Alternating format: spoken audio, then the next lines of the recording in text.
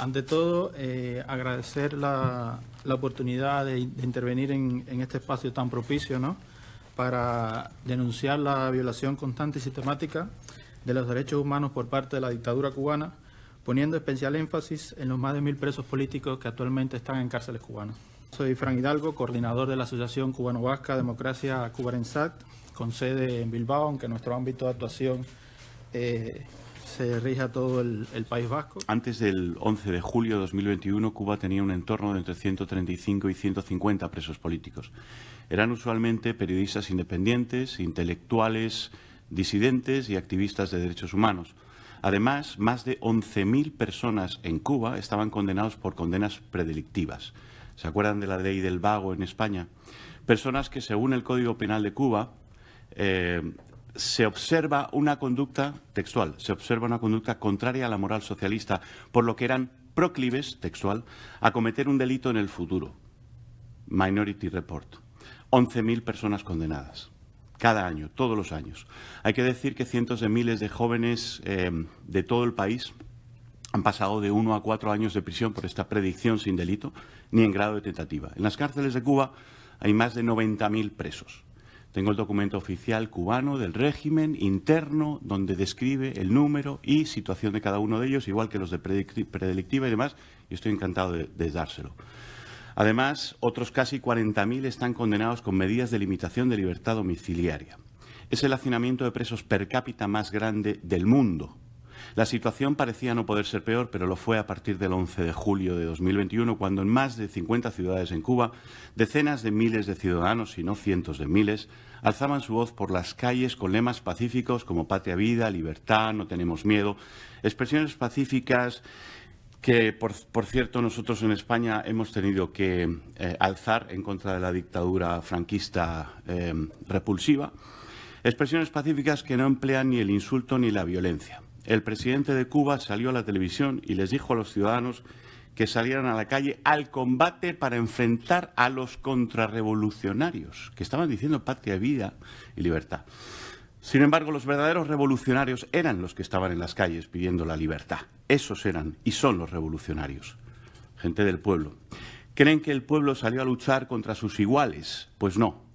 Fue toda una coreografía preparada. Las fuerzas especiales, el ejército, todos se vistieron de civiles, fueron montados en autobuses, se les suministraron bates de béisbol. Tenemos muchos vídeos de cómo se muestra todo eso. Barras de metal y armas, y entraron a golpes e incluso disparos contra los manifestantes. Entre 5.000 y 8.000 personas fueron detenidas. Más o menos 1.800 han sido censados con nombres y apellidos, pero entre 5.000 y 8.000 personas fueron detenidas en unos días. Al mismo tiempo, el régimen aprovechó, el régimen fascista, lo repito otra vez, igual que el de Franco, igual que el de Hitler, aprovechó para ir a los hogares de todos los activistas de derechos humanos y hacer una razzia por todo el país. De los más de 5.000 detenidos fueron procesados penalmente en torno a 2.000 de ellos. En este momento hay 1.066 personas con condenas o limitación de libertad impuestas, violando toda legalidad, incluso la cubana.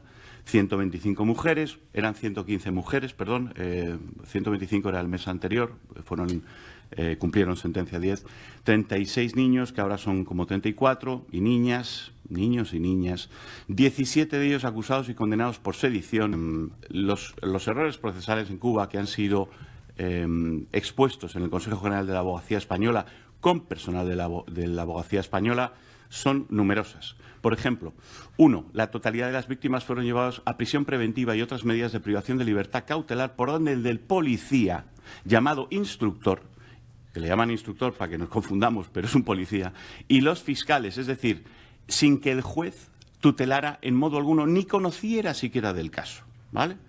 2. Ninguno de los acusados ha disfrutado de abogado defensor en ningún momento del procedimiento, simplemente porque en Cuba no existe el abogado defensor.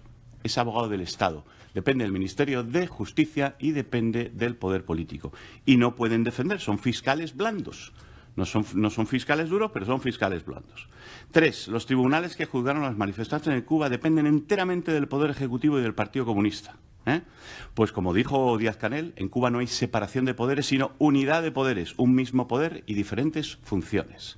Bueno, y el poder, como ratifica la Constitución, emana del Partido Comunista, que no es comunista, es fascista, la fuerza política dirigente superior de la sociedad y del Estado según la Constitución cubana. En los juicios, los peritos y los testigos, todos eran funcionarios del Estado. Increíble, ¿verdad? Sobre todo cuando acusas de desórdenes públicos, tiene que haber gente afectada. Pues no había gente afectada. Eran todos funcionarios del Estado, policías, y los peritos eran del Gobierno. Los arrestos y los procesamientos, en todos los casos, surgen del ejercicio de derechos fundamentales. Y los delitos usados han sido ya desacreditados por Naciones Unidas en múltiples ocasiones, como desórdenes públicos, desacato, atentados, sedición, resistencia, peligrosidad social, desobediencia, porque la definición es infumable. Hay que leerse el Código Penal de Cuba, con 24 delitos con pena de muerte. Bueno, muchos de los juicios, además, se llevaron en forma sumaria, oral, sin acta de sentencia, express en 96 horas, y otros cientos se llevaron a cabo por tribunales militares que estamos defendiendo en Naciones Unidas. Bueno, esta es la situación, no quiero extenderme mucho más porque sé que el tiempo es corto. Esta es la situación de los presos políticos y lo que ha pasado el 11 de julio con esas familias que yo hablo con de 10 a 30 de ellas cada día. Y si les pusiera un audio, hay audios que me dan ganas de que el mundo vea, porque el sufrimiento de las madres, una madre que no tenía que era revolucionaria supuestamente, que su hijo no era activista ni disidente ni ha salido a la calle, y le han metido 15 años. Y la madre está que no se lo cree, y la madre le han dado infarto a varias madres del 11 de julio. A varias madres están muertas por los problemas de todo esto. Entonces, tenemos que trascender la política, trascender la derecha a la izquierda, y trascender muchas cosas para defender derechos, y aquí lo dejo. Muchas gracias. Mi nombre es Ariel y les agradezco a ustedes por la atención. Parece que el karma de mi familia es migrar, pero como piedra vasca al fin. No conozco el euskera, pero mi apellido me delata, es Urquiola. Ahora hago una comparecencia ante un parlamento del cual mis ancestros salieron algún día buscando un porvenir mejor en Cuba. Yo fui profesor universitario y siendo profesor universitario, como doctor en ciencias biológicas, me dediqué a defender los derechos de la naturaleza. Pero en Cuba, todo derecho que se defiende es castigado.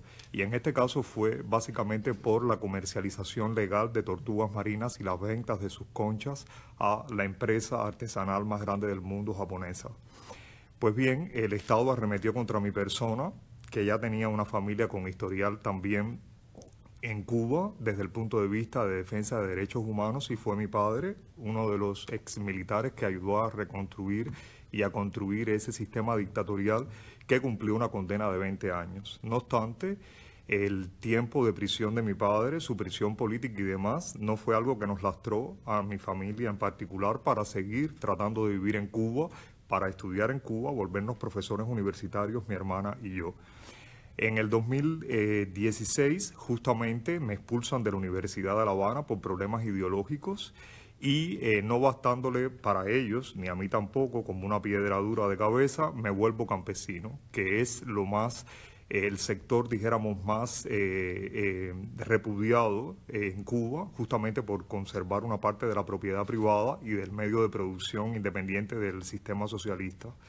Sin embargo, ellos no les bastó, la policía política me buscó en ese lugar, son muchos los crímenes cometidos contra nosotros y contra mis animales incluso, y me llevaron preso por un delito prefabricado absolutamente que se usa mucho para llevar a prisión a los disidentes dentro de la sociedad civil cubana, que es justamente el desacato. Me llevaron preso, ya yo tenía una historia básicamente también de defensa de los derechos de las mujeres con cáncer de mama, y en ese caso mi hermana estaba, que quedó desahuciada del sistema de salud pública, a la cual no se le dio prioridad, y yo como doctor me tuve que ocupar de ese caso, buscar los medicamentos, los tratamientos, aplicarlos y presionar al gobierno de Cuba justamente para que comprase medicamentos para el resto de las mujeres con cáncer de mama. Todo está documentado, tengo un grupo de evidencias. En el día cuando llegué a prisión, que fui declarado por Amnistía Internacional como un prisionero de conciencia, vi que tampoco tenía derecho, nombrando un abogado y pagándolo por supuesto, para tener copia escrita de la sentencia de mi juicio. y en ese momento, junto con otras decisiones, que era el hecho de darle placebo a mi hermana en lugar del principio activo de una terapia de anticuerpos monoclonales que yo había gestionado en Suiza, justamente con la compañía farmacéutica Roche, me di cuenta que no tenía otra posibilidad que era luchar por mi libertad o por mi liberación. Inicié una huelga de hambre y de sed que se convirtieron en 16 días, estuve próximo a morir, y cuando el desgobierno vio, por las presiones internacionales, en particular de diferentes países europeos, justo porque trabajaba a la par en un proyecto de colaboración entre la Universidad de La Habana y la Universidad Humboldt de Berlín, decidieron inocularme con una cepa de laboratorio en la cual trabajaban también colegas míos de la universidad, el VIH. Un año después, en Suiza, y para sorpresa, tengo todas las evidencias científicas, los médicos suizos, todos los doctores que han firmado los exámenes, los diversos exámenes practicados, porque yo renuncié al tratamiento médico justamente para no borrar, soy genetista, no borrar las huellas de evolución de la población viral. Se pudo demostrar que la fecha putativa y la manera en que llegó el virus a mi cuerpo, que no fue por una vía sexual, por la cantidad del inoculum y por el tipo de virus que es también, la cepa que es. Y bueno, como les decía, creo que queda solo un minuto, y este minuto que queda es para decirles que tengo toda una carpeta de evidencias desde las apelaciones a las instancias superiores del Tribunal Supremo Popular de Cuba por haberme expulsado, haber cometido delitos laborales contra mi persona, luego a mi hermana, también ex profesora universitaria, de 2019 fue expulsada también de la Universidad de La Habana, y hoy en día ninguno de los dos podemos regresar a nuestro país, somos cubanos, no tenemos ninguna otra nacionalidad, ese es nuestro país, ahí está nuestra finca, ahí está nuestra madre, y en algún momento regresaremos. Es decir, abogamos a las instancias de ustedes justamente para presionar en el único modo que se puede hacer entender de alguna manera a una dictadura, porque ninguna dictadura ha llegado a cesar por el convencimiento y por el peso de la justicia, sino ha sido justamente por la fragmentación, dijéramos, por el estrangulamiento económico. Las dictaduras solo entienden de dinero y de armas, y esa es la dictadura cubana. Pues, obviamente no tenemos todos los informes para poder contrastar lo que nos han venido a contar. En todo caso, pues sí que respetar y bueno, pues la empatía con los testimonios que han puesto encima de la mesa y con la situación de los derechos humanos en el mundo y en Cuba en particular. Que las movilizaciones a las que ustedes han hecho referencias en 2021, también nosotros hemos tenido la oportunidad de estar con asociaciones cubanas residentes de cubanos y cubanas residentes en el País Vasco y en el Estado español, y también con organizaciones de la solidaridad, y bueno, pues todo el mundo coincide, ¿no?, que en esas movilizaciones la inmensa mayoría de los ciudadanos cubanas que se estuvieron manifestando se dan una manifestación en un momento en el que en Cuba se dio una tormenta perfecta, una situación económica muy, muy grave, como en otros sitios del mundo, pero estamos hablando en este momento de Cuba, la agudización del bloqueo, las 243 medidas unilaterales impuestas por el expresidente, afortunadamente, Donald Trump, la situación de la pandemia, la no entrada de divisas por las sanciones y por el turismo, e incluso la imposibilidad de comprar, por ejemplo, cosas tan básicas como las que vivimos en los primeros meses de la pandemia también aquí, como oxígeno o respiradores. Y es verdad que también hubo una minoría, muy minoría, que bueno, pues sí que se produjeron disturbios como los que estamos viendo en calles de Europa, por ejemplo, en este momento, con las movilizaciones de las pensiones. Y en eso sí que estaremos de acuerdo que esa parte no es la vía. La movilización pacífica, legítima, a favor de los derechos de todas las personas, pues sí que es la vía, y ahí estaremos, supongo que estaremos de acuerdo.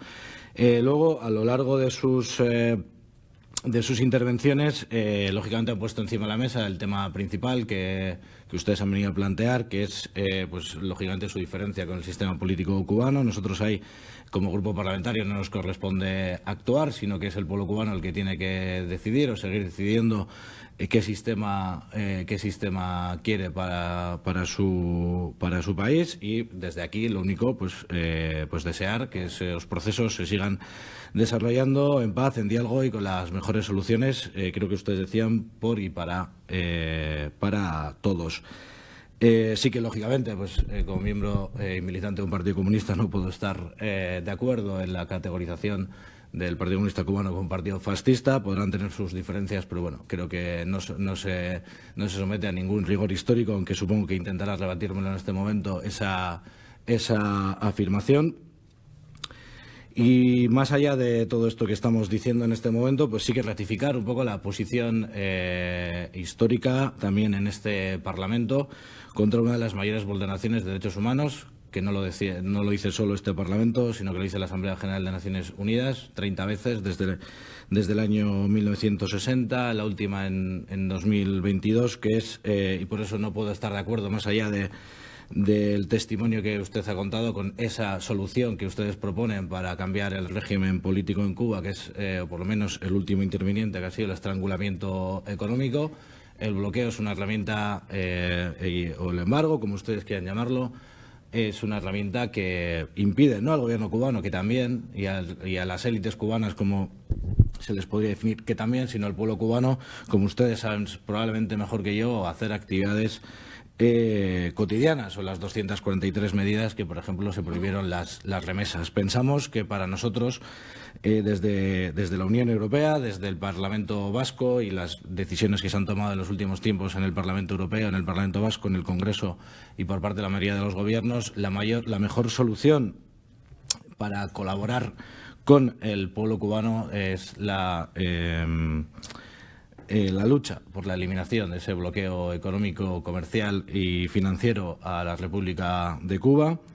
También el mantenimiento y el fortalecimiento de las políticas de cooperación en todas las materias, como la Unión Europea, a través de los acuerdos que tiene con el Gobierno de Cuba y con organizaciones de la sociedad civil, las ONGs europeas, la propia Naciones Unidas a través de sus agencias como la propia UNICEF.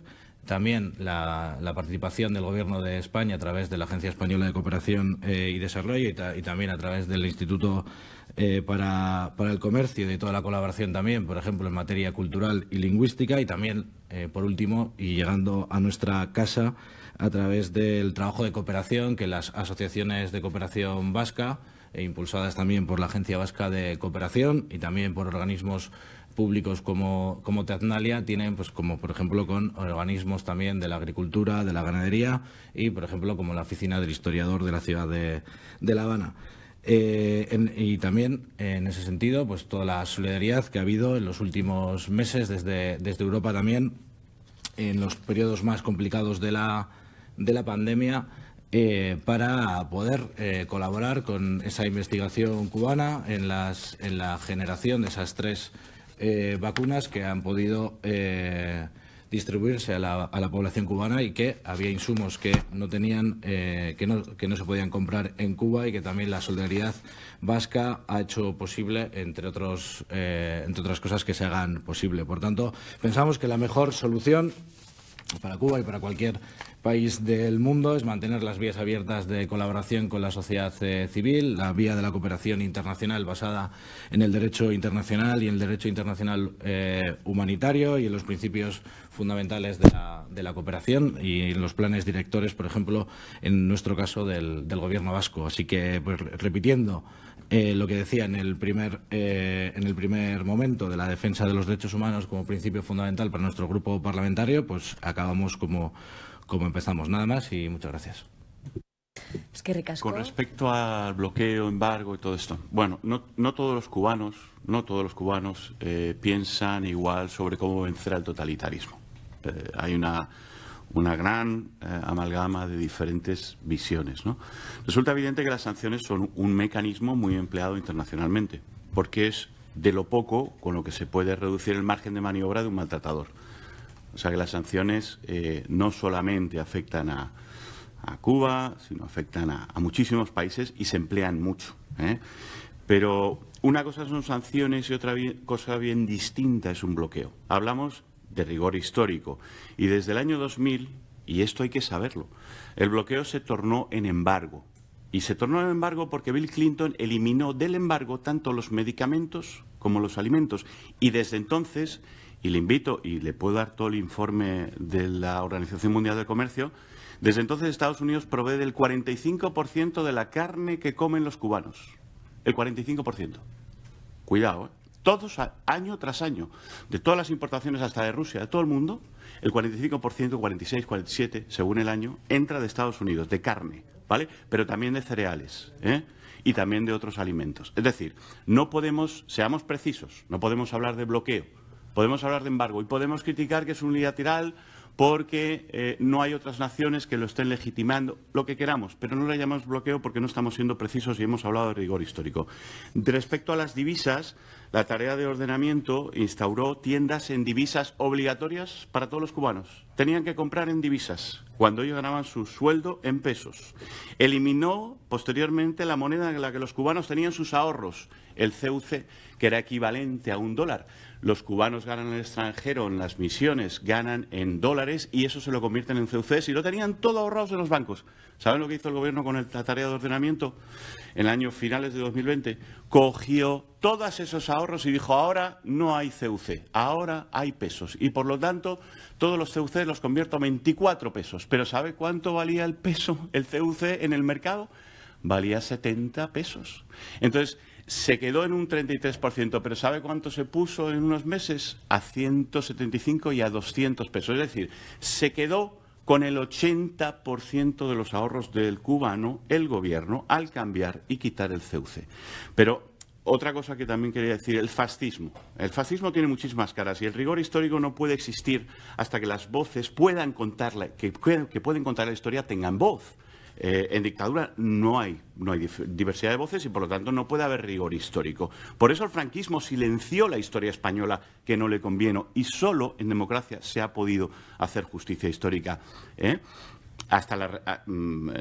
Y ha podido existir rigor histórico. No se puede hablar de rigor histórico con Cuba hasta que se haga la revisión plural de esa realidad. Por eso le digo, desde mi conocimiento de todas las acciones del régimen cubano, que hablamos de una forma de fascismo especialmente peligrosa por sibilina y por saber seducir a ciertas partes de la sociedad internacional, la ley de los antisociales, elemento fascista que inventó Hitler, que copió Franco y que Cuba copió después, ¿vale? Nacionalismo exacerbado, propio del nacionalsocialismo. Los elementos de producción de la nación en manos del partido, propio del fascismo. La segmentación de la sociedad en dos, los buenos y los supermalos, a los que hay que perseguir, echar o matar, incluso en hornos, propio del fascismo.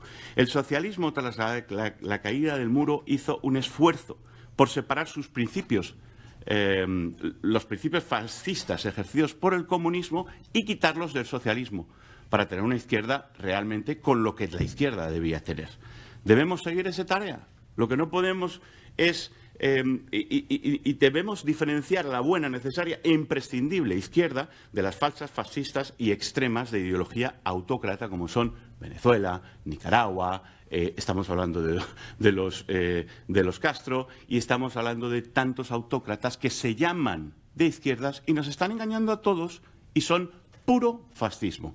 Entonces, yo lo mantengo, lo confirmo con hechos y me dejo de las etiquetas. Porque las etiquetas nos hacen daño a todos y nos hacen ser injustos. Y hay 1.066 familias más 11.000 condenados por predelictiva que están languideciendo con torturas en prisión y no podemos seguir todavía pensando que aquella dictadura sea ni mínimamente de izquierdas. Gracias. Quiero decirle que Cuba no tiene ninguna 3 vacunas contra el COVID. Es falso. Cuba lo que tiene son 3 candidatos vacunales que incluso ninguno de ellos ha sido validado por la OMC para que puedan ser aceptados y distribuidos a través de esa organización en Naciones Unidas al resto de la población. Ese es un primer punto, es una falacia decir que son 3 vacunas, no son 3 vacunas. Segundo, quiero decir que mucho el dinero que ha entrado a Cuba de diferentes parlamentos del mundo para desarrollar la biotecnología ha sido revertido adicionalmente en usar virus y bacterias para reducir a los disidentes y a los opositores de Cuba. Se ha usado el bacilo de Koch para introducir esa enfermedad en nuestras cárceles a mujeres y hombres presos en Cuba. Ha sido usado el virus del VIH para infectar a las personas. Por ejemplo, oí hablar al parlamentario del Partido Comunista que tiene un arete en su oído izquierdo, en su oreja izquierda. Si fuera en Cuba, para que tengan una idea que esto no es de ahora, esto es desde el año 59, hubiera sido llevado a un campo de reclusión, como fueron llevados los homosexuales, porque solo por usar un arete eras considerado homosexual y ibas a un campo de reclusión con vallas eléctricas, donde perecieron cientos de personas en número inestimable, solamente por llevar un arete en una oreja. También quisiera aclarar el otro punto, y es que si bien se trata de lavar la imagen de la colaboración de dinero hacia la agricultura, la medicina, como dije anteriormente, la biotecnología, también es falso. Todas las instituciones en Cuba responden al interés del Estado. Absolutamente no hay ninguna separación de poderes. Les puedo hablar también como campesino, les puedo hablar como profesor universitario, como campesino y como doctor. En Cuba básicamente no existe ningún tipo de autonomía, y no es el hecho de que no haya una autonomía por un embargo de los Estados Unidos, que también le quiero aclarar a ustedes, desde que el año 1994 Cuba tiene banderín abierto para comprar medicamentos, tecnología médica, productos agrícolas, tecnología agrícola en los Estados Unidos, simplemente con la condición de pagar de manera directa y no por crédito. ¿Cuál es la autonomía del campo cubana? Ninguna. Quiero que sepan que el territorio de Cuba tiene un 80% es cultivable, y hoy en día ni tan siquiera el 25% es cultivable.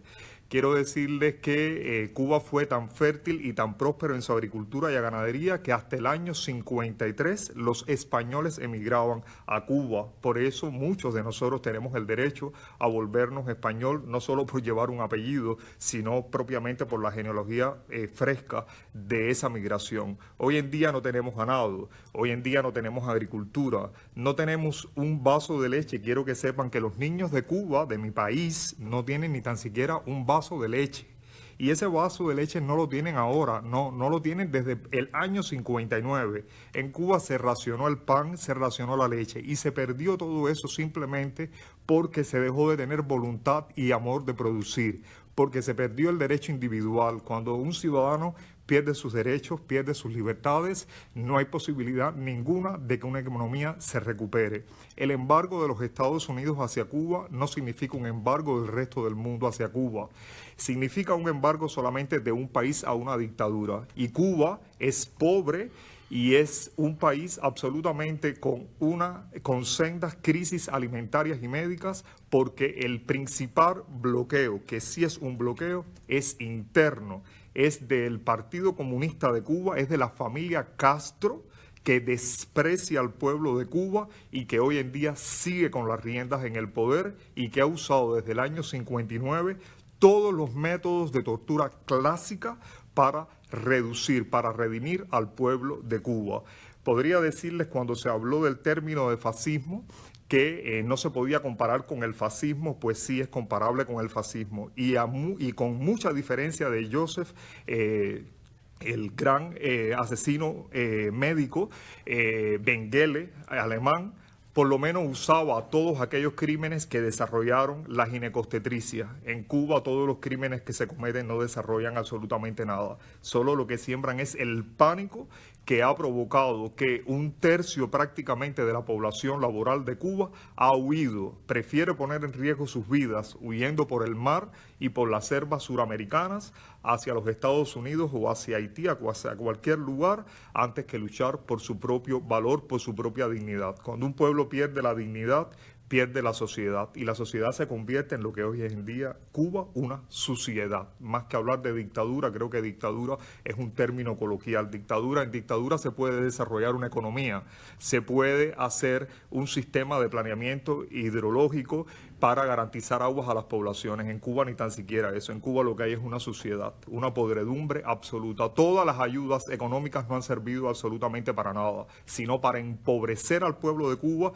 y para fortalecer las cuentas privadas de la familia Castro y su séquito de criminales en bancas del mundo, ya sea en Inglaterra, en Suiza y aquí mismo en España. Para eso ha servido ese dinero. Agradecer en esta comisión de Derechos Humanos, ¿no? su comparecencia, su valentía también por por representar a los cubanos y a las cubanas perseguidos, ¿no? y por dar la cara también en relación con esa cuestión, ¿no? y agradecer los datos aportados y la descripción de actuaciones policiales o judiciales, la situación de los presos políticos y desde luego la sin razón de una dictadura brutal en el mundo, ¿no? Como bueno, pues, desde luego, pues afortunadamente cada vez quedan menos, pero sí que es cierto que en el concierto de dictaduras, pues Cuba pues se lleva una de las palmas, ¿no? Y desde luego, pues nosotros lo que tenemos que manifestar en primer lugar es nuestra solidaridad desde el Grupo Popular Ciudadano, nuestra solidaridad con los presos y presas políticas, con sus familias, con todas. Condenar desde luego las torturas, ¿no? Las torturas a las que se les somete a los presos y presas políticas, condenar la persecución a que se somete pues a los disidentes y la constante represión que existe en Cuba, ¿no? Por parte de un régimen policial antidemocrático que se proyecta contra muchas personas, contra el disidente, contra el periodista, contra el activista de derechos humanos, contra los intelectuales, profesores universitarios. Bueno, hemos tenido un testimonio, la verdad que agradecemos al señor Ruiz Urquiola también su testimonio personal, ¿no? Esa vida personal suya y de su hermana, de su familia, en relación con lo que ha sufrido, ¿no? Y además las consecuencias incluso físicas que ha padecido por ello, ¿no? Y desde luego pues es un ejemplo desde luego que nosotros tenemos bien en cuenta también en esta comisión. Nosotros les animamos a seguir con este trabajo, ¿no? De denuncia y de planteamiento a la sociedad vasca en este caso, de la cual somos representantes. Nosotros venimos también trabajando y denunciando situaciones de vulneración de los derechos humanos en muchas partes del mundo, incluso lo hemos hecho in situ, ¿no? en países y hemos analizado en muchos países cómo se vulneran los derechos humanos y ha habido declaraciones parlamentarias en ese sentido. Lo hemos hecho con Cuba, como ustedes han recordado, una declaración parlamentaria exigente, ¿no? y de exigencia de cumplimiento de las obligaciones de los derechos humanos al régimen cubano y al gobierno cubano. Lo hemos hecho en otros países como Irán o en declaraciones hacia Irán o hacia Nicaragua, y hemos estado en otros países también con graves problemas de derechos humanos, como hemos estado en Palestina o ya in situ, ¿no? o en otros países como Guatemala y en ese sentido pues tenemos que decir que nuestro compromiso está ahí, y como con nuestro compromiso de este Parlamento y de este grupo parlamentario al que represento es con los derechos humanos, pues tenemos que estar especialmente con el pueblo cubano, ¿no? Y con la opresión que existe en ese país. Estamos para hacer lo que ustedes nos pidan en relación con ser exigentes, con promover pronunciamientos del Parlamento, con hacerlo pues en la forma que sea, ¿no? Nuestro planteamiento suele ser la declaración institucional o la proposición no de ley o la declaración de este Parlamento o de cualquiera de sus comisiones o del Pleno, y en ese sentido pues nosotros seguiremos ahí. Yo creo que es una tarea que merece la pena, ¿no? Esa exigencia. Conocemos muchos testimonios, conocemos el que ustedes nos dan, pero el de tanta gente, ¿no? que ha pasado por el País Vasco. Yo soy vitoriano, he conocido muchos y conozco, ¿no? a mucha gente de Cuba, ¿no? que ha sufrido la represión, la persecución, el exilio, ¿no? la marginación, el robo de sus bienes, etcétera, etcétera, ¿no? por parte de las autoridades, además. O sea que en ese sentido, pues estar a su lado y pedir que desde nuestro grupo pues, se traslade también a sus colegas, a sus representados, a los cubanos y las cubanas que ustedes representan, nuestro abrazo y nuestra solidaridad. Muchas gracias. Dar las gracias también por estar aquí y compartir estos testimonios. Son testimonios evidentemente desgarradores, no necesariamente sorprendentes, porque muchos de ellos, como ya se ha adelantado anteriormente, los conocíamos, pero sí son testimonios desgarradores de vulneraciones de derechos humanos. Y en este Parlamento es muy habitual, y en esta comisión en concreto, que vengan grupos de personas afectadas por vulneraciones de derechos humanos de distintos países del mundo o de distintos lugares del mundo, y se les muestra siempre la solidaridad y la cercanía y la preocupación por esas vulneraciones. Hoy, evidentemente, y sobre todo no podría ser de otra manera, porque lo que está ocurriendo en Cuba es algo desgarrador, y recibir testimonios en primera persona pues evidentemente nos hace sentir preocupación y mostrar nuestra cercanía y nuestra solidaridad, como ha hecho siempre nuestro grupo y como ha hecho siempre el partido del que formamos parte, ¿no? Y en ese sentido, pues decir que compartimos algunas de las declaraciones que han hecho ustedes, que los derechos humanos trascienden la ideología y trascienden la izquierda y la derecha. Los derechos humanos son derechos humanos en cualquier lugar del mundo y deben ser respetados. Y también decir personalmente que comparto esa afirmación de que las dictaduras no suelen caer por convencimiento, y en ese sentido animarles a que continúen o que persistan en la firmeza de su convencimiento democrático para conseguir paz, libertad y democracia y respeto a los derechos humanos también en Cuba, ¿no? Y en ese sentido, pues decirles, como les han dicho también los portavoces de los grupos que me han precedido en su intervención, que tenemos la total disposición, como hemos tenido siempre, para cualquier tipo de resolución, de declaración, en defensa de los derechos humanos, de la democracia y de la libertad, tanto en Cuba como en cualquier lugar del mundo, pero especialmente, y hoy hay que decirlo, también en Cuba.